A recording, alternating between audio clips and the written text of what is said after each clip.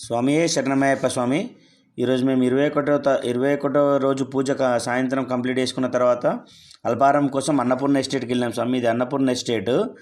ఇక్కడ రోజు మార్నింగ్ స్వాములకి మధ్యాహ్నం భిక్ష ఒక 700 to 800 మెంబర్స్ స్వాములకు పెడతారు.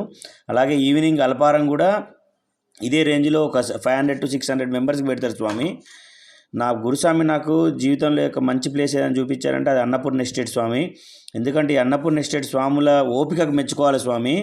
వాళ్ళు ఎంతమంది స్వాములు వచ్చినా కానీ స్వాముల ప్రతి ఒక్కరికి కడుపు నిండా మధ్యాహ్నం భిక్ష పెడతారు స్వామి. నైట్ అల్పారం పెడతారు. ఇంత కూడా విసుక్కునుడు కానీ ఇంతవరకు వాళ్ళ దగ్గర నుంచి నేను ఏది చూడలేదు స్వామి.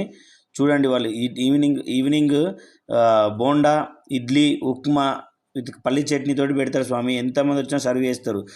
వాళ్ళు తినకున్నా పర్లేదు కానీ వచ్చిన భక్తులకు మాత్రం ఖచ్చితంగా సర్వ్ చేస్తారు స్వామి. అన్నీ అందేలా చూస్తారు. అన్నపూర్ణ ఎస్టేట్ స్వాములకి నా ధన్యవాదాలు స్వామి. Annapurna estate ECIL Kushaiguda industrial area ఉంటుంది స్వామి. ఓకే స్వామి. స్వామియే శరణమయ్యప్ప. స్వామియే శరణమయ్యప్ప.